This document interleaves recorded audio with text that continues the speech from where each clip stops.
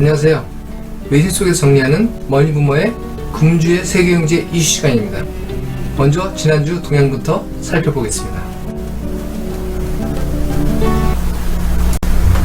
지난주에는 트럼프의 탄핵 관련 이슈가 부각됐고요. 또 중국의 미국 투자 제재 관련 이슈가 시장에 부정적인 영향을 미쳤습니다. 유럽 쪽에서는 브렉시트 관련 보리스 존슨 총리가 저항하고 있고요. 독일의 산업활동을 나타내는 PMI가 급격히 악화됐고요. 중국의 공업이익도 악화됐습니다. 글로벌 경기의 둔화가 우려되는 상황이고요. 미국 소비지출은 아주 미미한 상승을 했습니다. 물가지수는 소폭 상승했고요. 전반적으로 미국 경기는 후퇴는 아니지만 둔화가 될 것이라는 전망이 강해지고 있습니다. 일본, 유럽 등이 마이너스 금리 등 금리 인하 추세를 강화함으로써 안전자산에 대한 선호로 강한 달러에 직면하고 있습니다. 여기에 미중 수입관세 인상까지 가세하면서 미국 제조업에 전반적으로 부정적인 영향이 부각되고 있습니다. 이상 전반적인 상황이었고요. 주요 가격들을 차트와 도표를 통해서 확인해 보겠습니다. 먼저 뉴욕 시장의 대표적인 주가 지수인 S&P 500의 동향입니다. 지난 주 중 마이너스 1% 정도 하락을 기록을 했습니다. 필수 소비재, 유틸리티, 부동산, 대표적인 경기 방어주만 상승을 나타냈고요. 나머지 경기를 반영하는 산업세사들은 마이너스를 기록했습니다. 헬스케어 관련이 3% 이상 크게 하락을 했고요. 커뮤니케이션 서비스, 에너지 2% 이상 하락을 기록했습니다. S&P 500은 주중 계속 하락세를 보였습니다. 국채 수익률입니다. 대표적인 장단 금리 차인 2년물과 10년물, 이 수익률 곡선 그림이 검은색인데 거의 근접해 있는 것을 알 수가 있죠. 미국 2년물이 1.638, 미국 10년물이 1.687로 불과 0.049% 차이로 근접해 있음을 알 수 있습니다. 언제든지 미묘한 시장 충격에도 장단기 금리가 역전될 수 있는 가능성이 큽니다. 공포지수 S&P 500 빅스는 계속 상승하고 있고요. 17.22로 주간 마감을 했습니다. 미국 달러지수 선물 강세를 보이고 있는 상황입니다. 트럼프가 굉장히 우려하는 상황이죠. 미 제조업에도 굉장히 부담을 주고 있습니다. 달러대 위안화 주간 계속 약세를 이어가고 있습니다. 7.1227까지 약세를 보이고 있습니다. 달러당 위안화 숫자가 올라가면 위안화의 약세를 보여주는 것이죠. 영국 파운드 대비 미국 달러 숫자가 낮을수록 영국 파운드가 약세가 되는 것입니다. 주중 계속 약세를 보이고 있습니다. 미국은 금리 인하를 더 이상 추가로 하지 않을 개연성을 보고 있는 상황을 반영해서 미 달러가 강세를 보이고 있는 것입니다. 상해 종합지수 주중 하락세를 보였고요. 코스피는 오랜만에 반등을 해오다가 지난주 하락세를 보였습니다. 대표적인 국제유가인 WTI 서부 텍사스산 중진주는 2주 전 사우디 정유시설 폭격으로 급등 이후에 미국이 전략 비축기를 방출하면서 하락 안정세를 보이고 있습니다. 배럴당 56.17달러까지 하락했고요. 여기에 미중 무역 분쟁 등 글로벌 경기 후퇴 조짐이 나타나면서 원유에 대한 수요가 줄어들 것도 반영되고 있는 것으로 보입니다. 이란과 미국 간의 호르무즈 해협에서 추가적인 충돌이 발생하지 않으면 유가는 당분간 55달러 내외에서 안정을 보일 걸로 보이는데 사우디 생산도 급격하게 회복하고 있는 것으로 알려지고 있습니다. 하지만 국제 금가격 7월 이후 계속 강세를 보이다가 주간 하락세를 보였습니다. 온스당 1503달러로 지난주 마감했습니다. 금가격의 지속적인 상승은 여러가지 복합적인 원인이 작용을 하고 있습니다. 대표적인 원인인 안전자산 선호 경향이 다음 주에는 어떻게 나타날지 관심이 주목됩니다. 이상 지난주 동향을 살펴봤고 금주의 세계경제 이슈를 하나씩 짚어보도록 하겠습니다. 먼저 트럼프 탄핵의 영향입니다. 민주당은 예정대로 트럼프 대통령 탄핵을 추진하고 있습니다. 물론 공화당이 상원을 장악하고 있기 때문에 최종 탄핵은 가결이 어려울 것으로 보이지만 탄핵과 관련된 수많은 잡음들이 일면서 시장에 부정적인 영향을 줄 것으로 보입니다. 트럼프 대통령의 탄핵 이슈는 직권 남용입니다. 여기서 많이 들어보셨죠?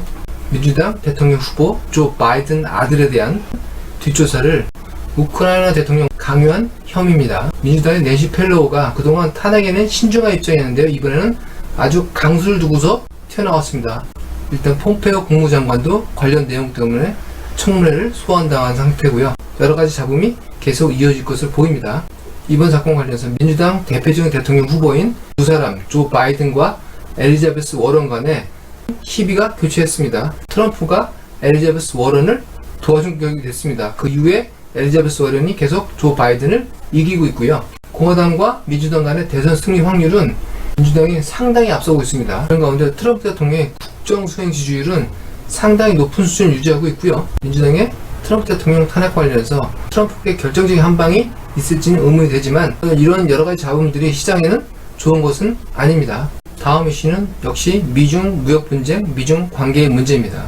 지난 주말 트럼프 행정부가 중국 기업의 미 증시에 대한 디리스팅, 상장 폐지를 검토하고 있다는 뉴스가 나오면서 금요일 뉴욕 시장은 크게 흔들렸습니다. 미중 고위급 회담이 10월 10일, 11일 워싱턴에서 열릴 예정인데요. 이런 가운데 화이제스를 주고받다가 최근에 갑자기 트럼프의 강경 발언들이 계속 나오고 있습니다. 이 중국 기업의 미국 경제에서의 배제를 검토하는 것은 중국 기업이 민간 기업과 관영 기업 간의 경계가 모호하고 중국 정부로부터의 입김에 의해 미국의 안보에 위협을 줄 수 있다는 논리입니다. 중국은 10월 1일부터 인민공화국 창건일입니다. 창건 기념일을 앞두고서 미국으로부터 나온 이 부정적인 뉴스에 시진핑의 공식적인 반응이 어떤 것일지 주목할 필요가 있겠습니다. 그 발언의 수위에 따라서 미중 간의 무역 분쟁의 위험도는 높아질 수 있습니다. 다음 또 세계 시장에 영향을 미치고 있는 주요한 이슈로는 브렉시트입니다. 영국 대법원이 보리스 존슨 총리가 영국 의회를 정회시킨 것을 불법이라고 판결을 했습니다. 보리스 존슨 총리는 법은 준수하겠지만 30일 이후 탈퇴는 변함없이 추진할 것이다. 이렇게 선언하고 나서면서 시장에 대한 우려를 계속 키워가고 있습니다. 한편 10월 31일 이후 탈퇴 시한을 앞두고 10월 17일부터 18일까지 EU 정상회담이 열릴 예정입니다. 이 자리에서 최종적으로 브렉시트에 대한 협의가 다시 이루어질 것으로 보이는데 영국 정부가 최근 EU의 가장 골치 아픈 난제인 아일랜드와 북아일랜드의 국경 문제, 백스탑 문제에 대한 의견을 제출했지만 EU는 거기서 크게 호응하지 않는 분위기입니다. 존슨 총리가 EU 정상회담에서 어떻게 또 난타전을 벌일지 주목됩니다. 그러나 그날 영국 의회가 이미 10월 31일 노딜 브렉시트가 불가능하도록 법안을 통과시켜놨기 때문에 노딜 브렉시트가 발생할 확률은 크지 않습니다. 로이터에서 스필오버, 파급 효과라는 제목하에 다음 세계 경제의 큰 골칫거리에 관련된 분석 기사를 내놓고 있습니다. 미중 무역 분쟁의 영향과 거기에 추가적으로 발생한 여러 가지 불확실성이 세계 경제를 후퇴시키는 여러 가지 조짐들이 이미 경제 지표에 반영되고 있다. 그리고 다음 주에 전망을 반영하는 PMI에 어떻게 반영될 것인지 굉장히 주목된다 라는 그런 내용입니다. 세계경제 둔화를 반영하는 여러 가지 분석들이 나오고 있는데요. 보시는 것은 월드 이코노믹 펄리시 언서튼티 인덱스, 세계 경제 정치 불확실성 지수라는 것입니다. 이 속에서 불확실성과 관련된 내용들을 추려서 지수화한 것인데요. 지금 지수가 금융위기 당시보다도 상당히 높은 수준을 보이고 있다는 것입니다. 전 세계가 경제 부분에 대한 우려를 한꺼번에 노출하고 있다는 것입니다. 보시는 것은 미국 증시의 수출 인도가 높은 15개 기업의 3분기 이익 추정치입니다. 파란 바가 1년간, 갈색 바가 3개월간인데요. 전반적으로 다 크게 악화되고 있습니다. 대표적으로 해외 의존도가 88%가 넘는 마이크론 테크놀로지는 이익 감소가 80%가 넘을 것으로 보이고요. 보잉, 퀄컴, 제너럴 일렉트릭, 포드 모터까지 20% 이상의 3분기 이익의 감소를 예상하고 있습니다. 미국 대표 기업들이 이익이 악화되면 일자리와 임금 등 고용 지표가 악화되고 여기에 따라서 소비 지표가 떨어지면 미 GDP에도 영향을 미칩니다. 경기 후퇴가 온다는 것이죠. 무역 정책과 산업, 소비 GDP가 이렇게 연결이 되는 것입니다. 이런 스피일오버가 상당히 심각하게 나타날 것이다 라는 추정이고요. 15대 수출기업의 3Q 이유는 전년 1년에 비해서 마이너스 17%, 지난 3개월간에도 12% 정도 축소할 것으로 전망하고 있습니다. 그리고 ETF나 개별 기업에 투자하시는 분들은 유의를 하셔야 될 부분입니다. 보시는 것은 미국의 ISM 제조업 PMI 중에서 신규 수출 주문과 달러 인덱스를 비교한 차트가 되겠습니다. 달러가 2017년 이후에 계속 강세를 보이고 있고요. 이에 따라서 미국 수출이 굉장히 큰 부정적인 영향을 미치고 있다 라는 내용이 되겠습니다. 중국 관련 내용도 좋지 않다는 것을 보여주는 차트입니다. GDP는 계속 떨어지고 있고요. 산업 생산도 계속 악화되고 있습니다. 지금 미중 무역 분쟁과 돼지 관련 전염병으로 소고기와 돼지고기에 대한 소비자 물가가 크게 상승하고 있습니다. 중국 소비도 별로 전망이 좋아 보이지는 않는다는 것이죠. 또한 지난주에 WTO가 미국과 유럽 간의 송사에서 미국 선을 들어줬습니다. 유럽에 대해서 75억 달러의 추가 관세 부과를 승인한 것입니다. 영국, 프랑스, 독일, 스페인의 공동사업인 에어버스에 대한 정부 보조가 불법이라고 판단했고 그 대응 조치로 15억 달러의 추가 관세를 승인한 것입니다. 유럽의 경제를 지탱하고 있는 독일이 최근 PMI가 굉장히 악화되고 있는데요. 다시 한번 큰 충격을 받을 것 같습니다. 전반적으로 유럽에 대해서 안 좋은 뉴스 때문에 유럽 경제에 대한 부담이 될 것이고 중국 경제도 안 좋고 미국의 자국 이익 우선의 통산 전략 때문에 안 좋은 영향을 미치면서 여러 가지 경제 지표에 계속 확산, 스필오버 되고 있다라는 내용입니다.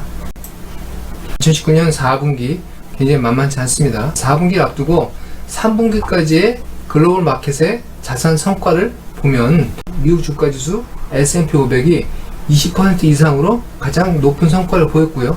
역시 골드가 17% 연초 이후에 수익 성과를 냈습니다. 선진국 주식시장 16% 이상, 브렌트유도 16% 이상 연초 이후에 성과를 냈습니다. 중국시장 비중이 큰 애플 빼고 페이스북, 아마존, 넷플릭스, 구글 상의 성과는 굉장히 좋았습니다. MSCI 기준 전 세계 주식시장도 14% 이상 상승했고요. 대비 MSCI 이머징 마켓은 4% 남짓 상승했습니다. 코스피는 더 안 좋은 상황입니다. 지금 3분기에 안 좋은 성과를 보인 것은 브렌트 원유, 그 다음에 상해 A 주식이 굉장히 안 좋았네요. 그리고 MSCI 이머징 마켓도 굉장히 안 좋았고요. 구리와 유로 달러도 약세를 보였습니다. 3분기까지의 종합 성적표입니다. 다음 주에 주요 일정입니다. 중국이 10월 1일 건국 70주년 행사가 있고요. 무엇보다도 10월 1일 일본이 소비세를 인상합니다. 과거의 소비세 인상 시에는 일본 GDP에 큰 충격을 얻었습니다. 과연 이번에는 어떤 영향을 줄지 일본 투자에 관심 있는 분들은 예의주시해야 됩니다. 10월 5일 파월 연준의장의 연설이 있습니다. 시장에 굉장히 큰 영향을 미치기 때문에 주목됩니다. 이미 말씀드린 것처럼 다음 주에는 PMI가 쏟아져 나옵니다. 그리고 주말에 미국의 중요한 고용지표, 고용자 수, 실업률, 시간당 임금 등 굉장히 중요한 지표가 발표가 될 예정입니다. 지금까지 외신에서 직접 읽어드리는 머니부머의 금주의 세계경제 이슈 시간이었습니다. 행복한 한 주가 되시기 바라겠습니다. 감사합니다.